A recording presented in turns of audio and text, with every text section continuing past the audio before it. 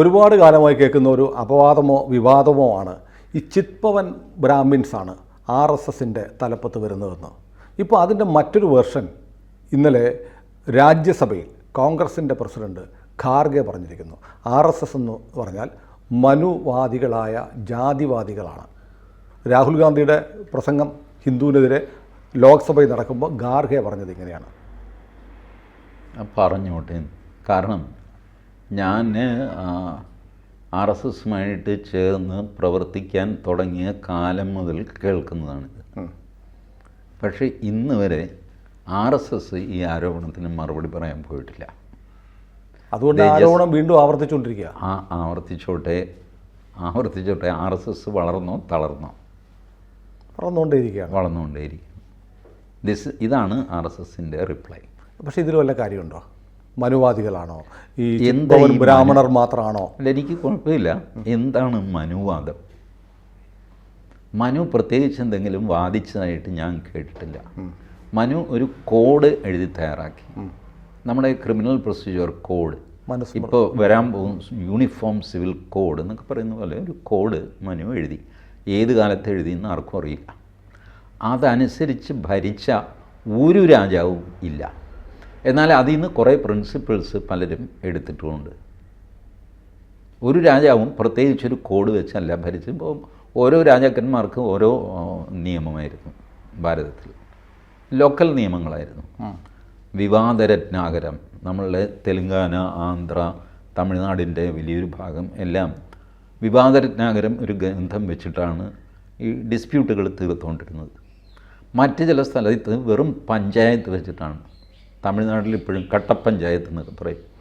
4-5 പേര് കൂടിയിട്ട് ആ ഗ്രാമത്തിൽ നടന്നൊരു പ്രശ്നം, അവരതിനൊരു സൊല്യൂഷൻ ഉണ്ടാകും, ഒരു ശിക്ഷ കൊടുക്കും, കഴിഞ്ഞു. ഇങ്ങനെയാണ് നമ്മൾ സിസ്റ്റം പൊയ്ക്കൊണ്ടിരുന്നത്. അതിൽ ഈ മനു എന്ത് ചെയ്തു എന്നാണ്. ഇനി പഴയ പാർലമെൻറ്റിൻ്റെ ഡോമുണ്ടല്ല, ഇപ്പോഴത്തെ പാർലമെൻറ്റിൽ അതുണ്ടോ എന്ന് എനിക്കറിയില്ല. പഴയ പാർലമെൻറ്റിൻ്റെ ഡോമിൽ അകത്തുനിന്ന് നോക്കിയാൽ കാണത്തക്ക വിധത്തിൽ ലട്യൻ സായിപ്പ്, നമ്മളാരും ചെയ്തില്ല, ആ പാർലമെൻറ്റ് മന്ദിരം ബ്രിട്ടീഷുകാരുണ്ടാക്കിയതാണ്. അതുണ്ടാക്കിയ സായിപ്പിൻ്റെ പേരാണ് ലട്യൻ. അങ്ങനെയാണ് ലട്യൻസ് ഡൽഹി എന്നൊക്കെ പറയും.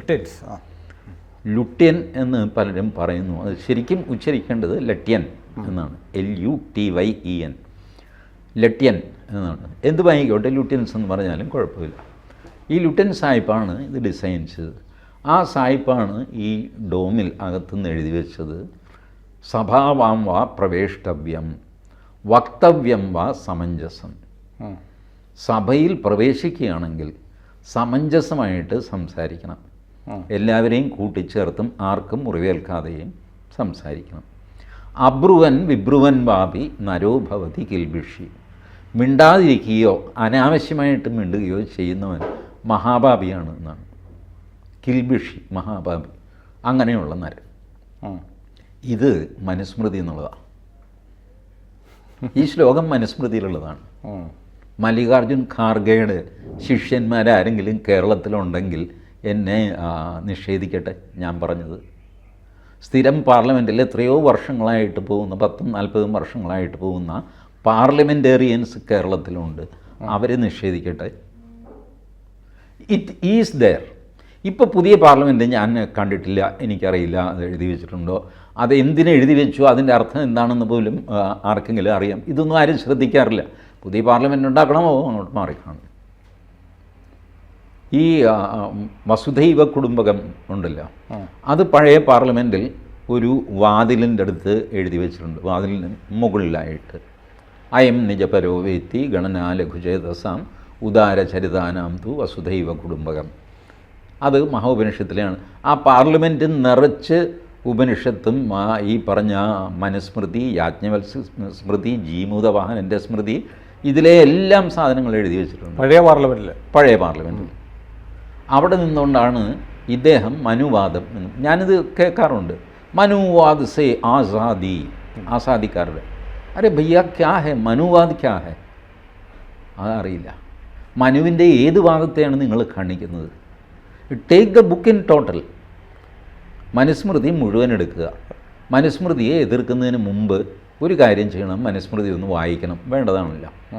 അല്ല അവർ നിങ്ങൾ ഏതിനെയാണോ എതിർക്കുന്നത് അത് നിങ്ങളൊന്ന് വായിക്കണ്ടേ? അല്ല ഏറ്റവും അവർ പറയുന്നത് വേദം കേൾക്കുന്ന ശൂദ്രൻ്റെ കാതിൽ ഈയം ഉരുക്കി ഒഴിക്കണം എന്നൊക്കെ മനു പറഞ്ഞിട്ടുണ്ട്. ഞാൻ മനുസ്മൃതിയിൽ അതില്ല കേട്ടോ. ഞാൻ ഒരുപാട് പേരോട് അന്വേഷിച്ചു ഇത് എവിടെയാണ് എഴുതി വെച്ചിരിക്കുന്നതെന്ന്. ആരും കൃത്യമായൊരു മറുപടി തരുന്നില്ല. പിന്നീട് ഒരു ഗ്രന്ഥം ഒരാൾ സജസ്റ്റ് ചെയ്തു, ഈ ഗ്രന്ഥത്തിലാണുള്ളത്. ആ ഗ്രന്ഥത്തിൻ്റെ കോപ്പിയുണ്ടോ? അതില്ല. പക്ഷേ ആ ഗ്രന്ഥത്തിലാണ് ഉള്ളതെന്ന് വ്യാപകമായിട്ട് വിശ്വസിപ്പിച്ചു വരുന്നു. ശരി, ഞാൻ പറഞ്ഞു ഞാനിവർക്കെല്ലാം സംശയത്തിൻ്റെ ആനുകൂല്യം കൊടുക്കാൻ തയ്യാറാണ്. വേദം പഠിച്ചു എന്നുള്ളതിൻ്റെ പേരിൽ, കേട്ടു എന്നുള്ളതിൻ്റെ പേരിൽ ചെവിയിൽ ഈയം ഉരുക്കി ഒഴിച്ച സംഭവങ്ങൾ എത്രയുണ്ട് ചരിത്രത്തിൽ? അതുമില്ല. ഈ ഒന്നുമില്ലാത്ത സ്ഥലത്ത് നിന്ന് വലിയൊരു കോട്ട കെട്ടിപ്പൊക്കി ഹിന്ദു സമാജത്തെ ഗിൽറ്റ് ട്രാപ്പ് ചെയ്യുക. കാലങ്ങളായി പറയുന്നൊരു നുണയാണിതല്ലേ? ഗിൽറ്റ് ട്രാപ്പിംഗ് എന്ന് പറഞ്ഞൊരു പരിപാടിയുണ്ട്. സായിപ്പന്മാർ ഇറക്കിയതാണ്. ഇപ്പോൾ എല്ലാവരും അത് ഉപയോഗിക്കുന്നുണ്ട്. സുനിൽ എന്തെങ്കിലും ഒരു കുഴപ്പം ചെയ്തു എന്ന് പറയുക. സുനിൽ ചെയ്തു എന്ന് പറയാൻ there is no evidence. Sunil ഇപ്പം ജീവിച്ചിരിക്കുന്നു. സുനിലിൻ്റെ ജീവചരിത്രവും വളരെ ഹ്രസ്വമാണ്. കുറച്ച് കാലമേ ആയിട്ടുള്ളൂ സുനിൽ ഭൂമിയിൽ ഇറങ്ങിയിട്ട്. അതുകൊണ്ട് പിടിക്കപ്പെടും. അപ്പോൾ ഞാൻ എന്ത് ചെയ്യും? സുനിലിൻ്റെ അപ്പൂപ്പനെ ടാർഗറ്റ് ചെയ്യും. ഈ ചെന്നായ ആട്ടിൻകുട്ടിയോട് പറഞ്ഞില്ലേ, നീ വെള്ളം കലക്കിയില്ല. അപ്പോൾ രസം എന്താണെന്ന് വെച്ചാൽ നദിയിലാണ് ഈ സംഭവം നടക്കുന്നത്. അപ്പം ചെന്നായ നദി ഇങ്ങനെ ഒഴുകി വരുന്നു. ചെന്നായ ഇവിടെ നിന്ന് വെള്ളം കുടിക്കുന്നു. ആട്ടിൻകുട്ടി അതിന് താഴെ നിന്ന് കുടിക്കുന്നു. അതിനാണ് ചെന്നായ ഈ ബഹളം വെച്ചത്. ആട്ടിൻകുട്ടി പറഞ്ഞു, ഞാനിത് കലക്കിയിട്ടില്ല, ഇത് ഒഴുകുകയാണ്.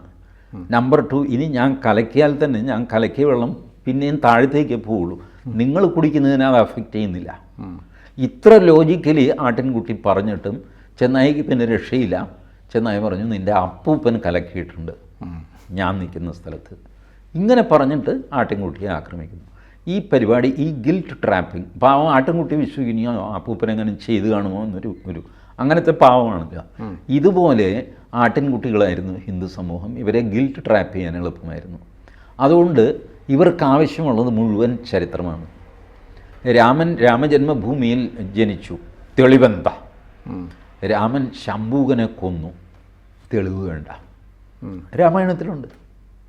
അപ്പോൾ ഇത് രാമായണത്തിലില്ലേ? അല്ല, അത് കെട്ടുകഥയാണ്. അപ്പോൾ എനിക്ക് ആവശ്യമുള്ളതെല്ലാം സത്യമാണ്, ബാക്കിയെല്ലാം കെട്ടുകഥയാണ്. രാവണന് 10 തലയുണ്ടായിരുന്നു, അതൊക്കെ കെട്ടുകഥയാണ്. ഹനുമാൻ ലങ്കയിലേക്ക് ചാടി, കെട്ടുകഥയാണ്. രാമൻ സീതയെ ഉപേക്ഷിച്ചു, അയ്യോ സത്യം പരമദുഷ്ടനാണ്, ഭുജശാഖ വിട്ടൊരൻ എന്ന് പറഞ്ഞിട്ട് നമ്മുടെ സുനിൽ പീളയുടെ അങ്ങോട്ടങ്ങ് ചിന്താവിഷയ സീതയാണ്. രാമായണമൊന്നുമല്ല, ചിന്താവിഷയ സീത കുമാരനാശാൻ എഴുതിയതാണ്. He will present it as if it is from Valmiki Ramayanam. ഈ നരേറ്റീവ്, ഈ ഗിൽറ്റ് ട്രാപ്പിംഗ് ആണ് നടന്നുകൊണ്ടിരുന്നത്. രാമൻ ഇപ്പോഴും നടക്കുന്നത്. രാമൻ സീതയെ ഉപേക്ഷിച്ചതിൻ്റെ കുറ്റം TG മോഹൻദാസിനും വടയാർ സുനിലിനുമാണ്.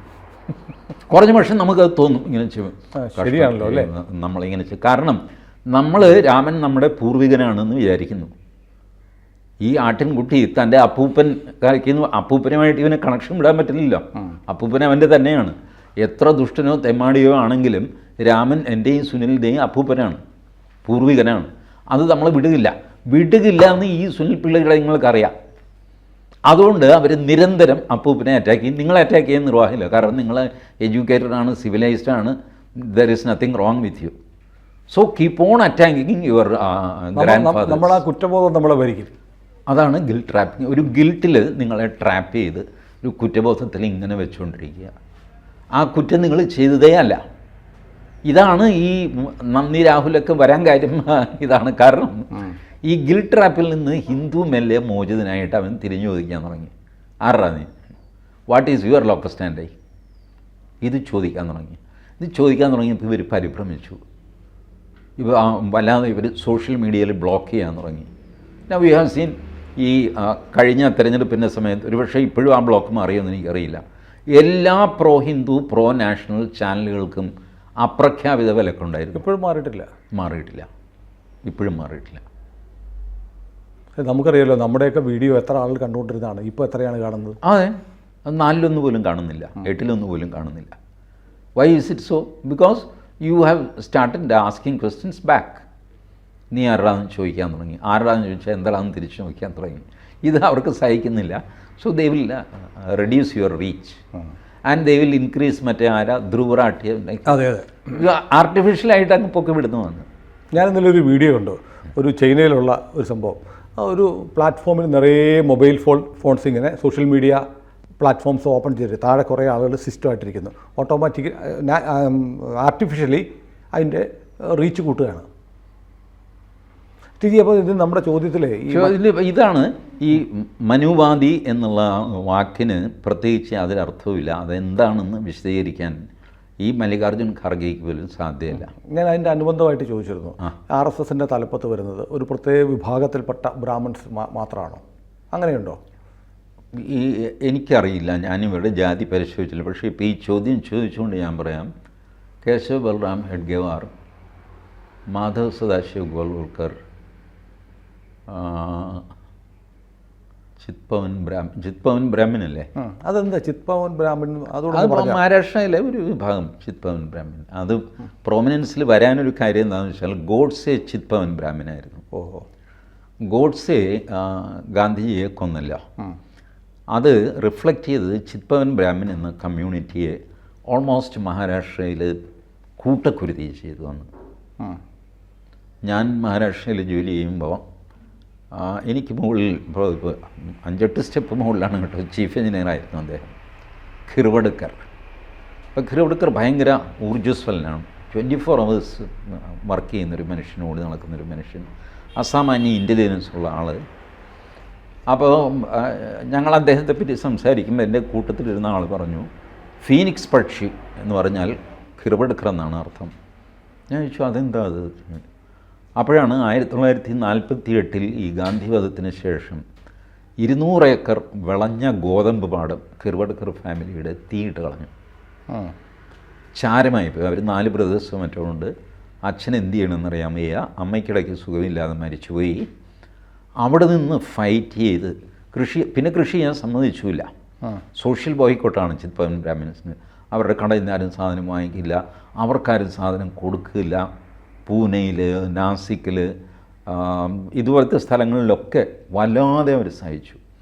അങ്ങനെ ഫൈറ്റ് ചെയ്ത് എന്നിട്ട് എൻജിനീയറിങ് പാസ്സായി വന്ന മനുഷ്യനാണ് ഈ ഖിർവഡ്കർ. അതുകൊണ്ടാണ് അങ്ങർക്ക് ഇത്ര വീര്യം എന്നോട് പറഞ്ഞു. That is Chitpavan Brahmins.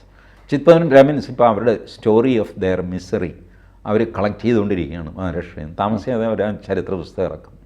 You think ഇവരൊക്കെ അസ്വസ്ഥരാകുന്നത് എന്തുകൊണ്ടാണെന്നറിയാമോ? ഇവർ കാണിച്ചു കൂട്ടിയ അതിക്രമങ്ങൾ. ഇന്ദിരാഗാന്ധി മരിച്ചപ്പോൾ സിഖുകാരെ കൊന്നതുപോലെ മഹാത്മാഗാന്ധി വധിക്കപ്പെട്ടപ്പോൾ ചിത്പവൻ ബ്രാഹ്മിൻസിനെ ഓടിച്ചിട്ട് തല്ലി മഹാരാഷ്ട്രയിൽ.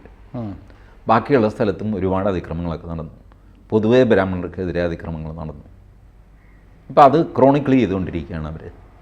ഇപ്പോൾ coming back to RSS, professor Rajendra Singh ബ്രാഹ്മണനായിരുന്നില്ല. ഡോക്ടർ KS സുദർശൻ ചിത്പവൻ ബ്രാഹ്മണനായിരുന്നു. എനിക്ക് വാസ്തവത്തിൽ KS സുദർശൻ്റെ ജാതി എനിക്കറിയില്ല. ഇത്രയും കാലം RSSലുണ്ടെങ്കിലും ഞാൻ ജാതിയൊന്നും അന്വേഷിക്കാറില്ല.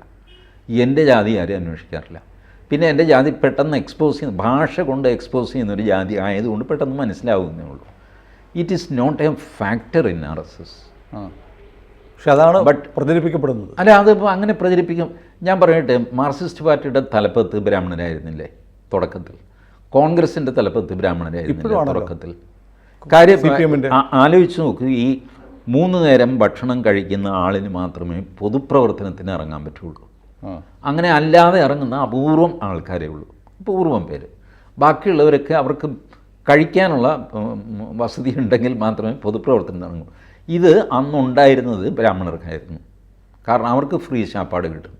ഒന്നുകിൽ അവരുടെ കയ്യിൽ ഭൂമിയുണ്ട്, അല്ലെങ്കിൽ അമ്പലത്തിൽ നിന്ന് ഫ്രീ ശാപ്പാട് നാട്ടുകാരാരെങ്കിലും ഫ്രീ ആയിട്ട് കൊടുത്തുകൊണ്ടിരിക്കുക. അവർ പണ്ഡിതരാണ്, സ്കോളേഴ്സാണ്, they must be fed free. അങ്ങനെയാണല്ലോ ബ്രാഹ്മണരെ ട്രീറ്റ് ചെയ്തുകൊണ്ടിരുന്നത്. മഹാപണ്ഡിതനായ ബ്രാഹ്മണൻ, വേദപാരംഗതൻ ഒക്കെ വയറിങ്ങനെ ഒട്ടി അകത്തേക്ക് പോയിട്ടിരിക്കും. അപ്പോൾ ആ മനുഷ്യനെ എല്ലാവരും കൂടെ സ്വീകരിച്ച് ഫ്രീ ആയിട്ട് ഭക്ഷണം കൊടുക്കും. ഇങ്ങനെ അപ്പോൾ അങ്ങനെയുള്ളവർക്ക് രംഗത്തേക്കും ഇറങ്ങാൻ പറ്റുമായിരുന്നുള്ളൂ. സ്വാഭാവികമായിട്ട് എല്ലാ സംഘടനയുടെയും തലപ്പത്ത് അപ്പർ ക്ലാസ് വന്നു. ബ്രാഹ്മൺ അല്ലേ നോർമൽ, ബട്ട് പൊതുവേ അപ്പർ ക്ലാസ്, കയ്യിൽ 10 പൈസയും വരുമാനവും ഉള്ളവർ. അതിൽ തെറ്റെന്താ? അങ്ങനെ നമ്മൾ ജാതി അനലൈസ് ചെയ്യാൻ പോയി കഴിഞ്ഞാൽ കോൺഗ്രസ്സിൽ നിറച്ച് ബ്രാഹ്മണരായിരുന്നു എന്ന് പറയേണ്ടി വരും, കമ്മ്യൂണിസ്റ്റ് പാർട്ടി നിറച്ച് ബ്രാഹ്മണരായെന്ന് പറയേണ്ടി വരും. Who was Jyoti Basu? He was a Brahmin. നമ്പൂതിരിപ്പാടാര പുലയനായിരുന്നു. സോ ഈ ബോഷ്ക്ക് കൊണ്ട് നടക്കരുത്, അതിലർത്ഥമില്ല. Historically it was so for every organisation. അല്ല, ഇപ്പോൾ ഈ സവർണ ഫാസിസ്റ്റ് മനുവാദി സംഘടന എന്നുള്ള ആക്ഷേപം എക്കാലത്തും കേരളത്തിൽ പോലും വ്യാപകമായി പ്രചരിപ്പിക്കുന്നുണ്ട്. അപ്പോൾ അതിന് എന്തെങ്കിലും RSS അല്ലെങ്കിൽ BJP ഒരു മറുപടി പറയേണ്ടതല്ലേ? ഇല്ല, പറയേണ്ടതല്ല. കാരണം നിങ്ങൾക്ക് ചോദ്യങ്ങൾക്കോ സംശയങ്ങൾക്കോ മറുപടി പറയാം, പ്രൊപ്പഗാൻഡയ്ക്ക് മറുപടി പറയാൻ പറ്റില്ല. അതിന് മറുപടി പറഞ്ഞു എന്ന് വിചാരിച്ചിട്ട് ഈ ഫാസിസ്റ്റ് വിളി നിൽക്കാൻ പോകുന്നുണ്ടോ? ഇല്ല, ഇല്ല. So better not reply. അല്ല, മറുപടി BJPയുടെ ഇപ്പോഴത്തെ പാർലമെൻറ്റിലെ സ്ട്രെങ്ത് നോക്കിയാൽ തന്നെ അറിയാം അല്ലേ? അല്ല, ഈ പാർലമെൻ്ററി സ്ട്രെങ്ത് കൂടിയും കുറഞ്ഞു ഇരിക്കും. അതുകൊണ്ടാണ് RSS പറഞ്ഞത് ഈ രാഷ്ട്രീയം ഒരു രംഗം മാത്രമാണ്, ഇത് വെച്ച് മാത്രം നിങ്ങൾക്ക് രാഷ്ട്രത്തെ മുന്നോട്ട് നയിക്കാൻ പറ്റില്ല.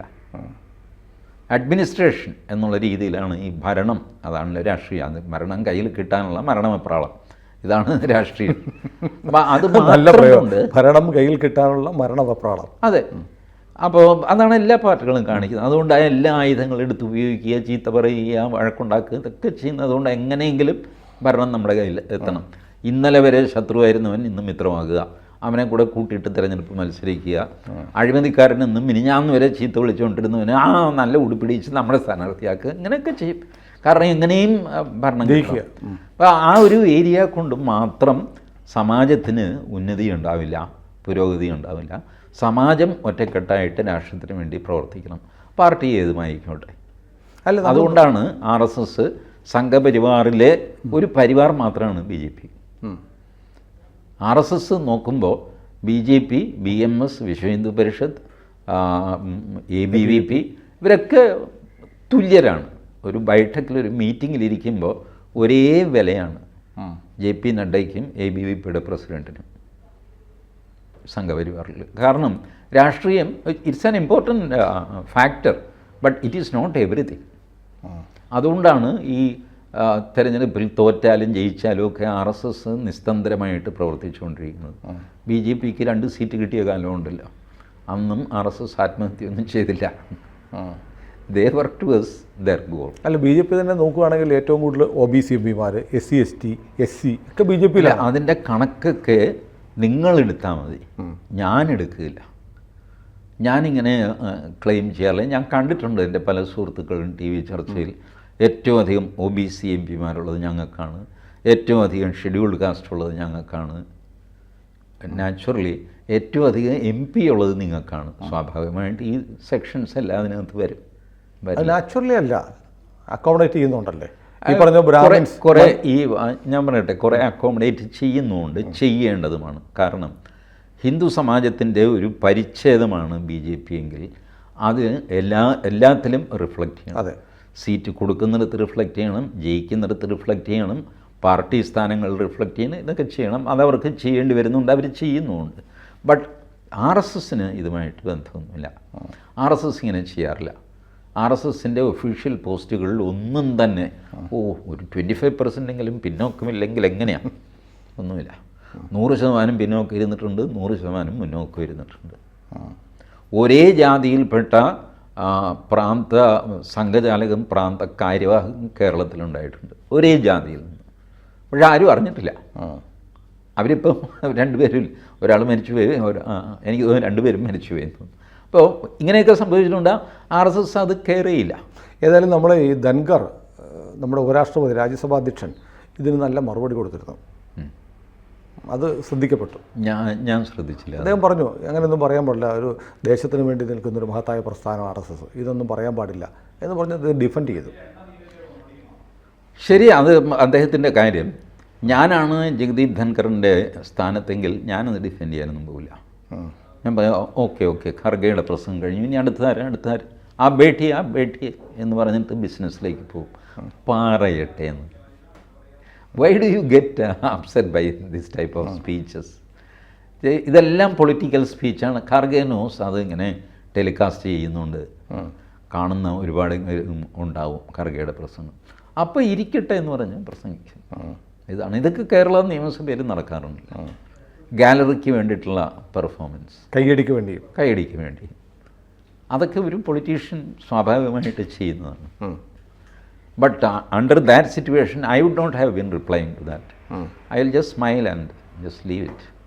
ഏതായാലും ഇത് ഇന്ന് തുടങ്ങിയതല്ല, ഇന്ന് അവസാനിക്കാനും പോകുന്നില്ല. ഏയ്, ഇത് അവസാനിക്കാൻ പോകുന്നു. കാരണം ഹിന്ദു സമാജത്തെ നിങ്ങൾക്ക് വിഭജിക്കണമെങ്കിൽ അതിൽ സക്സസ്ഫുൾ ആവാൻ സാധ്യതയുള്ള ഏക തന്ത്രം ജാതിയാണ്. സക്സസ്ഫുൾ ആകുമെന്ന് ഞാൻ പറയുന്നില്ല, എല്ലായിടത്തും സക്സസ്ഫുൾ ആയിട്ടുമില്ല. പക്ഷേ എന്തെങ്കിലും സക്സസ്സിന് ചാൻസ് ഉണ്ടെങ്കിൽ അത് ജാതി വെച്ചുള്ള ആക്രമണമാണ്. ആ ആക്രമണത്തിന് തന്നെ ഇപ്പോൾ ഏശാതെയായി കുറേ കാലമായിട്ട്. മണ്ഡൽ കമ്മീഷൻ്റെ സമയത്താണ് അത് വളരെ പ്രകടമായത്. എന്നാൽ അതിലും രൂക്ഷമായിരുന്നു അതിനു മുമ്പ്.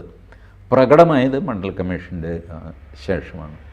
ബട്ട് അതിനും വലിയ ആയുസ്സൊന്നും ഉണ്ടായില്ല. ഒരു 5-8 വർഷമൊക്കെ നിന്നിട്ട് then it started being a way. ഇപ്പോൾ പിന്നെ ടെക്നോളജിയുടെ സമയവും സംഗതിയൊക്കെ ആയിക്കഴിഞ്ഞപ്പോൾ ജാതി ഒരു ഫാക്ടർ അല്ലാതായി. കേരളത്തിൽ ജാതിയും മതവും തമ്മിൽ വ്യത്യാസം തന്നെ ഇപ്പോൾ ആർക്കും അറിയില്ല. ശ്രദ്ധിച്ചിട്ടുണ്ടോ? ജാതി എന്നതിന് പകരം മതം എന്ന് സംസാരിക്കുന്ന ഒരുപാട് രാഷ്ട്രീയക്കാരുണ്ട്. അതുപോലെ എനിക്ക് വ്യത്യാസമില്ല എന്ന് പറയാൻ ഒരു രാഷ്ട്രീയക്കാരനും സാധിക്കില്ല, പൊതുപ്രവർത്തകനും സാധിക്കില്ല. എനിക്ക് ജാതി മത വ്യത്യാസമില്ല എന്ന് പറയും. എന്തിനാ ഈ മതം വരുമ്പോൾ എല്ലാം അതിൻ്റെ കൂടെ ജാതി ചേർക്കുന്നത്? നാരായണ ഗുരുവിൻ്റെ കൂടെ ചട്ടമ്പി സ്വാമിയെ ചേർക്കുന്ന പരിപാടി കണ്ടിട്ടില്ലേ? അത് ഓർക്കാതെ വന്നു. നാരായണ ഗുരു എന്ന് പറഞ്ഞാൽ പറ്റില്ല, ബാലൻസ് ചെയ്യാൻ ഉടനെ ചട്ടമ്പി സ്വാമിയെ പറയും. ഇപ്പം പിന്നെ അയ്യങ്കാളിയെ കൂടെ പറയണം. Soul balancing happening within your mind, അറിയാതെ തന്നെ. അപ്പോൾ ജാതിമത വ്യത്യാസമില്ലാതെ എന്ന് പറയും. അത് ജാതി വ്യത്യാസമില്ലാതെ എന്ന് പറയുക, അല്ലെങ്കിൽ മതവ്യത്യാസം ഇല്ലാതെ എന്ന് പറയുക. എല്ലാ സ്ഥലത്തും ജാതിമത വ്യത്യാസം എന്ന് പറയേണ്ട കാര്യമില്ല. പറഞ്ഞ് സംഭവിച്ചു. ഗുരു പറഞ്ഞിരിക്കുന്നു ജാതിഭേദം മതദ്വേഷം എന്നാണല്ലോ. ജാതിഭേദം അത് തമ്മിൽ ഭേദമില്ല, ഭേദം വേണ്ട. ആ ഭേദം ഒരു ഭേദവുമില്ല, ഒരു വ്യത്യാസവുമില്ല. അതുകൊണ്ട് ജാതിഭേദം ഇവിടെ വേണ്ട. മതഭേദം വേണ്ട എന്നല്ല, മതഭേദമുണ്ട്. ഭേദമുള്ളത് കൊണ്ട് അവിടെ ദേഷ്യം ഉണ്ടാകാൻ സാധ്യതയുണ്ട്. മതദ്വേഷം വേണ്ട. അല്ലെങ്കിൽ ജാതിഭേദം മതഭേദം എന്ന് എഴുതിയാൽ പോരെ. എന്തുകൊണ്ട് ഗുരു എഴുതിയില്ല? മതം വ്യത്യസ്തമാണെന്ന് ഗുരുവിനറിയാം. അതുകൊണ്ട് പലമതസാരവുമേകം എന്ന് പറഞ്ഞ പോലെ അല്ലേ? പലമതസാരവേഗം പിന്നെയും തെറ്റിദ്ധരിക്കപ്പെട്ടൊരു സാധനമാണ്. പലമതസാരം എന്ന് പറഞ്ഞു കഴിഞ്ഞാൽ കുറച്ച് മതങ്ങളെ മാറ്റി നിർത്തിയുള്ള പറച്ചിലല്ലേ അത്? എല്ലാ മതമൊന്നുമല്ല. എല്ലാ മതസാരവേഗം എന്ന് പറഞ്ഞാലേ എല്ലാ മതവും ആകുകയുള്ളൂ. ഞാൻ ഈ ചില മതങ്ങൾ എന്ന് പറയുമ്പോൾ എന്താ, എണ്ണത്തിൽ കുറഞ്ഞ ചില മതങ്ങൾ, ഒരുപാട് മതങ്ങളുണ്ട്, അതിൽ നിന്ന് ചിലത്, അതിൽ വലുതാണ് പലത്, പിന്നെ എല്ലാം. അപ്പോൾ ചില, പല, എല്ലാം ഇത് തമ്മിൽ വ്യത്യാസമുണ്ട്. പല മതസാരവും ഏകം എന്ന് പറയുമ്പോൾ സാരം ഏകമല്ലാത്ത ചില മതങ്ങളുണ്ട്, അതിനെ മാറ്റിയാണ് പല മതസാരം ഏകം എന്ന് പറഞ്ഞത്. എല്ലാ മതവും അതിനർത്ഥമില്ല. ഇത് ഈ ഗുരുവിനെ മനസ്സിലാക്കാനുണ്ടല്ലോ. ഗുരു അധികം സംസാരിക്കുന്ന ആളല്ല, വളരെ ചെറുതാക്കി ചുരുക്കി പറയുകയാണ് ഗുരുവിൻ്റെ ശൈലി. അപ്പം ഓരോ വാക്കും ആലോചിച്ച് ഗുരു എഴുതിയിട്ടുള്ളൂ.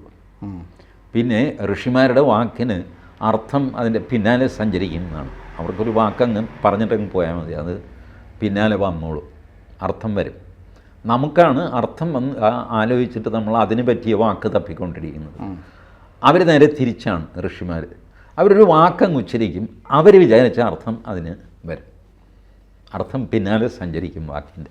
അപ്പം ഇതിങ്ങനെയൊക്കെയുള്ള നാരായണ ഗുരു എഴുതിയ കാര്യങ്ങൾ എടുത്ത് പബ്ലിക്കിൽ അലക്കുമ്പോൾ ഇത് വളരെ ശ്രദ്ധിക്കണം.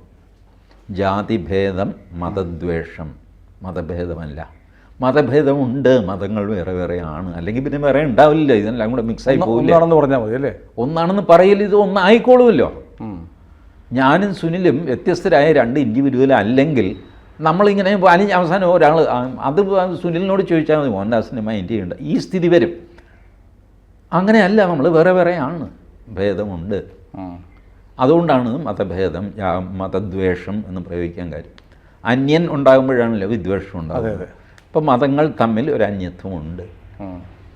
അത് സബ്സീക്വൻ്റ്ലി പിന്നെയും പറഞ്ഞു ആത്മോപദേശ ശതകത്തിൽ, ഒരു മതവും പൊരുതാലൊടുങ്ങുകയില്ല, പൊരുതി ജയിപ്പത് അസാധ്യം. നിങ്ങൾ വെറുതെ ഗുസ്തി പിടിക്കരുത്. ഈ തർക്കമുണ്ടല്ലോ നിരീശ്വരവാദികളൊക്കെ പറയുന്നത്, യേശു ക്രിസ്തു പാമ്പിനെ ശപിച്ചു. യേശു ക്രിസ്തു അല്ല, ആരാത്? മിശിഹ, യഹോവ. ഈ വിലക്കപ്പെട്ട കനി ഭക്ഷിക്കാൻ യഹോവ വിലക്കപ്പെട്ട കനി ഭക്ഷിക്കാൻ പ്രേരിപ്പിച്ചു. അതിൻ്റെ പേരിൽ പാമ്പിനെ ശപിച്ചു. നീ ഭൂമിയിൽ പോയി മണ്ണിലെഴഞ്ഞ് ജീവിക്കേണ്ടി വരും. അങ്ങനെയാണ് പാമ്പുകൾ എഴഞ്ഞ് നടക്കാൻ തുടങ്ങിയത്. അപ്പോൾ അതിന് മുമ്പുള്ള പാമ്പിന് കൈയും കാലും ഉണ്ടായിരുന്നു. ഈ ഉപദേശം കൊടുത്ത പാമ്പുണ്ടല്ലോ, ഇത് കഴിച്ചു എന്നൊക്കെ പറഞ്ഞ് അതിന് കൈയും കാലും ഉണ്ടായിരുന്നു. ഇങ്ങനത്തെ ഈ ചായക്കട തർക്കം ഉണ്ടല്ലോ, ഇത് കൊണ്ട് നിങ്ങൾക്ക് സോൾവ് ചെയ്യാൻ പറ്റില്ല. അതാണ് പൊരുതി ജയിപ്പത് അസാധ്യം എന്ന് പറഞ്ഞത്. ഗുരു അങ്ങനെ ചെയ്തിട്ടുമില്ല. സഹിക്കാൻ വയ്യാതെ വന്നു കഴിഞ്ഞപ്പോൾ ചട്ടമ്പി സ്വാമി അത് ചെയ്തു, ക്രിസ്തുമതച്ഛേദനം എന്ന് പറയും. അതിനെ ആർക്കും ഇന്ന് ഛേദിക്കാൻ സംഭവിച്ചിട്ടില്ല. ഭാഗ്യം അന്ന് പിണറായി വിജയൻ അല്ലായിരുന്നു ഭരണത്തിൽ, അല്ലെങ്കിൽ ചട്ടമ്പി സ്വാമികൾക്കെതിരെ കേസ് വരും. 153A പ്ലസ് 295A മതവികാരം വ്രണപ്പെടുത്തുന്ന വേറൊരു വകുപ്പുണ്ട്. അതിപ്പോൾ പുതിയ ഭാരതീയ ന്യായ സംഹിതയിൽ 299. അപ്പോൾ ആ കേസ് വന്നേനെ. അന്ന് പിന്നെ ബ്രിട്ടീഷുകാരാണ് രാജഭരണമാണ്, ബ്രിട്ടീഷുകാർ രാജഭരണത്തിൻ്റെ ത്രൂ ആണല്ലോ ഭരിച്ചുകൊണ്ടിരിക്കുന്നത്. അന്ന് എഴുതിയത് കൊണ്ട് ചട്ടമ്പി സ്വാമി രക്ഷപ്പെടും. അന്ന് IPC ഉണ്ട് കേട്ടോ, IPC നിലവിലുണ്ട്. ചട്ടമ്പി സ്വാമി ക്രിസ്തുമതച്ഛേദനം എഴുതുമ്പോൾ ക്രിസ്തുമത സാരം എന്ന് എഴുതിയതും ചട്ടമ്പി സ്വാമിയാണ്. They understood what is happening. അതുകൊണ്ട് ആ ജാതി മതം ഇതൊക്കെ കാണിച്ചൊന്നും ഒരു ജനറൽ ഹിന്ദുവിനെ നിങ്ങൾ ഭയപ്പെടുത്താൻ. പക്ഷെ അപ്പോഴും മനുവാദികൾ എന്നുള്ള ഈ പേര് ബാക്കി നിൽക്കും. It's okay. ചാണകസംഖ്യ എന്നുള്ള പേര് ഞങ്ങൾക്കില്ലേ? I never objected to that. ഞാൻ പറഞ്ഞു സംഘി, സംഘത്തിൽ ഉള്ളവൻ അല്ലെങ്കിൽ സംഘവുമായിട്ട് ബന്ധപ്പെട്ടവൻ സംഘി. അത് ഹിന്ദി വ്യാകരണം അനുസരിച്ചാണ് അത് സംഘി എന്നാവുന്നത്, മലയാള വ്യാകരണമല്ല. സംഘി, സംഘത്തിലുള്ളവൻ സംഘി, അതിൽ തെറ്റെന്താ? ഇന്നിപ്പോൾ കേരളത്തിൽ സുനിൽ നോക്കൂ, സംഘം എന്ന് വെച്ചാൽ എന്താ? RSS. ആ വാക്ക് കുറച്ചുപോയി. RSSൻ്റെ വാക്കാണ് കാര്യാലയം. ഇന്ന് സർക്കാർ ഓഫീസുകൾ കാര്യാലയമായി. എക്സിക്യൂട്ടീവ് എഞ്ചിനീയറുടെ കാര്യാലയം കണ്ടിട്ടില്ലേ? അത് RSSൻ്റെ സംഭാവനയാണ്. You slowly change the society. ഇന്നിപ്പോൾ ഈ ഹിന്ദി വിരുദ്ധത അത് ഇത് ഗോസായി എന്നൊക്കെ പറഞ്ഞ് ചീത്ത വിളിച്ചിട്ട് പണ്ഡിറ്റ് കറുപ്പൻ നഗർ. എന്താ ഈ നഗർ? ഏത് വാക്കാണ്? ഹിന്ദി വാക്കാണ്. ശങ്കരൻ എന്നിപ്പോൾ പേരുണ്ടോ? ഇല്ല. ശങ്കർ. മഹേശൻ ഇല്ല. മഹേഷ്. സജീവൻ ഇല്ല. സജീവൻ എന്നാണ് SSLC ബുക്കിൽ പേരെങ്കിലും പുറത്ത് പറയും സജീവ് എന്നാണ്. ഹിന്ദി ആക്കാതെ പറ്റുന്നില്ല. And then you start shouting against Hindi. ഗോസായിമാരാണ്, പാണ്ഡികളാണ് എന്നൊക്കെ പറഞ്ഞ് തമിഴന്മാരെ കളിയാക്കി പറയുന്നത്. ഈ ആക്ഷേപങ്ങൾക്ക് മറുപടിയേ പറയേണ്ട എന്നാണോ? മറുപടി ഞങ്ങളുടെ പ്രവർത്തനമാണ്, പെർഫോമൻസാണ്. മനസ്സിലായോ? ഇപ്പോൾ ഇനി അടുത്ത ഒരു 15 വർഷത്തേക്ക് RSSൻ്റെ സർസംഘചാലകനായിട്ട് ഒരു യാദവൻ അല്ലെങ്കിൽ ഈഴവൻ അല്ലെങ്കിൽ ഒരു നായർ ആരെങ്കിലും വന്നു കഴിഞ്ഞാലും RSSകാർ ഇത് അറിയുക പോലുമില്ല. ഇദ്ദേഹത്തിൻ്റെ ജാതി എന്താണെന്നറിയില്ല. കാരണം അത് ചോദിക്കാറില്ല. നാരായണ ഗുരുവിൻ്റെ റിയൽ ഫോളോവേഴ്സാണ്. ജാതി ചോദിക്കരുത്, ചിന്തിക്കരുത്, പറയരുത്. പക്ഷേ അബദ്ധവശാൽ പറയുകയോ ചിന്തിക്കുകയോ ചെയ്തു പോയാൽ അതൊരു അപരാധമാണെന്ന് പറഞ്ഞിട്ട് അയാളെ തൂക്കിലേറ്റാനും ആരും പോകാറില്ല. നാരായണൻ നമ്പൂതിരി എന്ന് പേരുള്ള ഒരാൾ, അയാളെ നമ്പൂതിരി എന്ന് എല്ലാവരും വിളിക്കും. ഞാൻ തമാശ കയറിയിട്ട് നമ്പൂരിശോ എന്ന് വിളിക്കും, അങ്ങേര് വിളി കേൾക്കും. അതൊരു ജാതിപ്പേരാണല്ലോ നമ്പൂതിരി എന്ന് പറയുന്നത്. ഇതിപ്പോൾ അതുകൊണ്ട് എന്തോ വലിയ അപരാധമാണ് എന്നും ഞങ്ങൾ കരുതാറില്ല. ശരി, അതൊക്കെ. അപ്പോൾ അയാളുടെ ജാതി വെളിപ്പെട്ടില്ലേ? വെളിപ്പെട്ട് എന്ത് ചെയ്യാൻ പറ്റും? അയാളുടെ പേര് അങ്ങനെ. ഇപ്പോൾ എൻ്റെ അച്ഛൻ ജാതി വരരുതെന്ന് നിർബന്ധിച്ചിട്ടാണ് എനിക്ക് മോഹൻദാസ് എന്ന് പേരിട്ടത്. എൻ്റെ SSLC ബുക്കിൽ എൻ്റെ ജാതി ഇല്ല, ഒരു വരയാണ് ഇവിടെ. അതിൻ്റെ പേരിൽ ഒരുപാട് ഞാൻ ദുരിതം അനുഭവിച്ചു കേട്ടോ. കാരണം നിങ്ങളുടെ ജാതി പറയാതെ സർക്കാർ വിടുകില്ല. എഞ്ചിനീയറിംഗ് കോളേജിൽ വെച്ച് എൻ്റെ ജാതി പറയിപ്പിച്ചതല്ല. ഞാൻ അച്ഛന് കത്തയച്ചു, അച്ഛൻ്റെ RSS സംഗതിയെ കൊള്ളാൻ എനിക്കിവിടെ സ്കോളർഷിപ്പ് കിട്ടണമെങ്കിൽ ജാതി പറയണം. പിന്നോക്ക ജാതിയല്ല ഞാൻ, മുന്നോക്ക ജാതിയാണ്. പക്ഷെ മുന്നോക്കത്തിൽ ഏത് ജാതിയാണെന്ന് അറിയണം. ഞാൻ ആ ക്ലർക്കിനോട് പറഞ്ഞു, അതെ ഇത് മുന്നോക്കത്തിനുള്ള സ്കോളർഷിപ്പ് അല്ലേ, പിന്നെ അതിനകത്ത് ഏത് ജാതി എന്ന് ചോദിച്ചിട്ട് അതുകൊണ്ട് എന്താ കാര്യം, വിശേഷമൊന്നുമില്ല. പുള്ളി പറഞ്ഞു, നന്നായിട്ട് പ്രസംഗിക്കുന്നുണ്ടല്ലോ മോനെ, പക്ഷേ സ്കോളർഷിപ്പ് കിട്ടില്ല കേട്ടോ, ജാതി സർട്ടിഫിക്കറ്റ് വാങ്ങിച്ചുകൊണ്ട് പോവാം. സംഗതി ശരി, ഞാൻ നല്ല പ്രാസംഗിക്കുന്നു, സ്കോളർഷിപ്പ് കിട്ടില്ല. പിന്നെ അച്ഛനെ അറിയിച്ചിട്ട് അച്ഛൻ ജാതി സർട്ടിഫിക്കറ്റ് വാങ്ങുന്നത് എങ്ങനെയാണെന്ന് അറിയാം സുനിലിന്. It's a big process. നിങ്ങൾ തഹസിൽദാർക്ക് അപേക്ഷ കൊടുക്കണം. തഹസിൽദാർ അത് വില്ലേജ് ഓഫീസർക്ക് അയക്കും. വില്ലേജ് ഓഫീസർ അവിടെ വന്നിട്ട് ചുറ്റുപാടുമുള്ള മിനിമം 4 വീട്ടുകാരോട് ചോദിച്ചിട്ട് ഇവർ ഇന്ന ജാതിക്കാരാണെന്നും കഴിഞ്ഞ ഇത്ര വർഷമായിട്ട് ഇവിടെ താമസമുണ്ടെന്നും ഞങ്ങൾക്ക് ഇവരെ അറിയാമെന്നും ഒക്കെ ഈ 4 വീട്ടുകാർ സർട്ടിഫൈ ചെയ്യണം. അത് വെച്ചിട്ട് ഈ റിപ്പോർട്ട് വില്ലേജ് ഓഫീസർ തഹസിൽദാർക്ക് അയക്കും. തഹസിൽദാർ ആ റിപ്പോർട്ടിൻ്റെ ബേസിൽ നിങ്ങൾക്ക് ജാതി സർട്ടിഫിക്കറ്റ് തരും. This is the process. എത്ര ദിവസം എടുക്കുന്നത്? പിന്നെ എൻ്റെ അച്ഛന് ഇവർ പരിചയമുള്ളതുകൊണ്ട് പടപടയെന്ന് പറഞ്ഞ് ചെയ്തു തന്നു അവർ. അങ്ങനെയാണ് ഞാൻ ആ സർട്ടിഫിക്കറ്റ്. പക്ഷേ അത് SSLC ബുക്കിൽ ഇൻകോർപ്പറേറ്റ് ചെയ്യൊന്നുമില്ല. അത് സ്കോളർഷിപ്പിൻ്റെ ആവശ്യത്തിന് എടുക്കും. SSLC ബുക്കിൽ ഇപ്പോഴും എൻ്റെ ജാതിയില്ല. സോ അതൊരു മാഹാത്മ്യമായിട്ട് ഞാൻ കൊണ്ടു നടക്കുകയല്ല. It was the insistence of my father. ഒരുപക്ഷെ whether I could have been doing this I don't know. ചിലപ്പോൾ ഈ ഇളകൂടൊക്കെ അറിയാവുന്നതുകൊണ്ട് ഞാൻ അത് ചെയ്യുമായിരുന്നേനെ. അതൊക്കെ ഈ പേഴ്സണൽ ചോയ്സാണ്. ഇതൊന്നും മനുവാദമോ ജാതിചിന്തയോ ഒന്നുമല്ല. പ്രാക്ടിക്കലി മനുഷ്യൻ ഇങ്ങനെയാണ് മുന്നോട്ട് പോകുന്നത്. ജാതി സ്പർദ്ധ എന്ന് പറയുന്നത് ഇല്ലാതായാൽ തന്നെ വലിയൊരു ആശ്വാസമായില്ലേ. നിങ്ങൾക്ക് ജാതി പോസിറ്റീവായിട്ടും നെഗറ്റീവായിട്ടും എല്ലാം നമ്മളുടെ ചരിത്രത്തിൽ പ്രവർത്തിച്ചിട്ടുണ്ട്. ജാതി നിങ്ങൾക്ക് അഭിമാനം തരുന്നൊരു കാര്യമായിരുന്നു. ഒരു കാലത്ത് പുലയൻ രാജാവായിരുന്നില്ല. അങ്ങനെയാണ് പുലയനാർ കോട്ട തിരുവനന്തപുരത്തെ. See no caste was inferior or superior. അതിനുശേഷമുള്ള പലവിധ ഡൈനാമിക്സ് കൊണ്ടും പ്രത്യേകിച്ചും ഈസ്റ്റ് ഇന്ത്യ കമ്പനിയുടെയും ബ്രിട്ടീഷുകാരുടെയും ഈ ഗിൽ ട്രാപ്പ് കൊണ്ടും ഇതൊക്കെ കൊണ്ട് സംഭവിച്ചതാണ് ഈ പറഞ്ഞ സാധനങ്ങളെല്ലാം പിൽക്കാല സൃഷ്ടിയാണ്. എന്നാൽ ജാതി തുടക്കം മുതൽ ഉണ്ടായിരുന്നതാണ്. അത് കർമ്മം കൊണ്ടുണ്ടായിരുന്നു, ജന്മം കൊണ്ടും ഉണ്ടായിരുന്നു. പലരും ഇങ്ങനെ തർക്കിക്കുമല്ലോ, ജാതി ജന്മം കൊണ്ടല്ല കർമ്മം കൊണ്ടാണ്. അതിന് പറ്റിയ ശ്ലോകങ്ങളും ഒക്കെ ഉണ്ട്. പക്ഷേ പ്രാക്ടിക്കലി ജന്മം കൊണ്ട് ജാതി ആയതിൻ്റെ ഒരുപാട് ഉദാഹരണങ്ങളും ശ്ലോകങ്ങളും അതുമുണ്ട്. So it was a mix. അതിൽ ഒരു വിഷമം തോന്നേണ്ട കാര്യമില്ല. We were an evolving society. We had our share of mistakes. So what? അപ്പോൾ നിങ്ങളിങ്ങനെ ചെയ്തില്ലേ? ചെയ്തു. അതുകൊണ്ടെന്താ? ഈ ഗിൽ ട്രാപ്പിൽ വീഴാതിരുന്നാൽ മതി. അപ്പൂപ്പൻ പണ്ട് ചെയ്തതിനകത്ത് വന്ന ചില്ലറ തെറ്റുകൾ, ആ തെറ്റുകൾക്ക് ഇപ്പോൾ ഞാൻ സമാധാനം പറയണം എന്ന് പറയാൻ എനിക്ക് സൗകര്യമില്ല എന്ന് പറയാം. ബൈഗോൺസ് ആർ ബൈഗോൺസ്. അത് കഴിഞ്ഞു. നൂറ്റാണ്ടുകൾക്ക് മുമ്പ് സംഭവിച്ച എന്തോ കാര്യം അത് പറഞ്ഞ് എന്നെ ഇപ്പോൾ പേടിപ്പിക്കരുത്. ഇപ്പം എന്താ തൻ്റെ പ്രശ്നം? അത് പറഞ്ഞേ. ഇപ്പം എന്താ പ്രശ്നം? അത് പറ എന്ന് പറയുമ്പോൾ ഇവർ പരിഭ്രമിക്കും. പക്ഷെ അങ്ങനെ ആരും ചോദിക്കുന്നില്ല. ഇത് കേൾക്കുമ്പോൾ അങ്ങ് പതറിപ്പോവാ. അത് ആട്ടിൻകുട്ടിയുടെ സ്വഭാവം കാരണമാണ്. എനിക്ക് തോന്നുന്നു ഈ വിഷയത്തിൽ never become a lamb in your life. ഇത് എഴുതി വെച്ചത് മാത്രമല്ല, എൻ്റെ ജീവിതാനുഭവം കൊണ്ട് ഞാൻ സുനിലിനോട് പറയുകയാണ്, ഒരിക്കലും ആട്ടിൻകുട്ടിയാവരുത്. അതായത് ദൈവത്തിന് ബലി കൊടുക്കാൻ മനുഷ്യൻ തീരുമാനിച്ചു. ദൈവത്തോട് ചോദിക്കുന്നു എന്ത് വേണം ബലി. സജഷൻസ് കൊടുക്കുന്നു, മെനു ഓഫർ ചെയ്യുന്നു. അങ്ങനെ ഒരു ശ്ലോകമുണ്ട് സംസ്കൃതത്തിൽ. അശ്വം നൈവ ഗജം നൈവ. കുതിര വേണ്ട, ആന വേണ്ട. വ്യാഘ്രം നൈവച നൈവച. കടുവ വേണ്ടേ വേണ്ട. അജാപുത്രം ബലിം ദദ്യാത്. അജാപുത്രം ആട്ടിൻ്റെ കുട്ടി, മകൻ. ബലിം ദദ്യാത് ദേവോ ദുർബലഘാതക. ദൈവം പോലും ദുർബലിനെയാണ് ബലി ആവശ്യപ്പെടുന്നത്, ബലമുള്ളവനെ അല്ല. കുതിര, ആന, കടുവ, അയ്യോ വേണ്ട വേണ്ട വേണ്ട വേണ്ട. കടുവയെ ബലി കൊടുക്കാമെന്നാണ് വേണ്ട. കാരണം മരിച്ച കടുവയെപ്പോലും ഭയമാണ്. സോ അത് പറയുന്നത് ഒരിക്കലും ഈ ആട്ടിൻകുട്ടിയെ പോലെ ഇങ്ങനെ അടങ്ങി കിടക്കരുത്. നിന്നെ എല്ലാവരും മുതലെടുക്കും, നിന്നെ ബലി കൊടുക്കും. സ്വയമേവ മൃഗേന്ദ്രത. ആരും നിനക്ക് അഭിഷേകമൊന്നും നാഭിഷേകവും നസംസ്കാരവും സിംഹസ്യ ക്രിയദേവനെ വിക്രമാർജിത സ്വയമേവ മൃഗേന്ദ്രത. സ്വയം ആർജിക്കണത്. ഒരു കസേര പിടിച്ച് വലിച്ച് ജീവിതത്തിൽ അംഗീകരിക്കുക, വെല്ലുവിളിക്കുക. അത് നിങ്ങളുടെ സിംഹാസനമായിട്ട് മാറും. ഇതാണ് സിംഹം ചെയ്ത്. സിംഹത്തെ ആരാ അവരോധിക്കുന്നത്?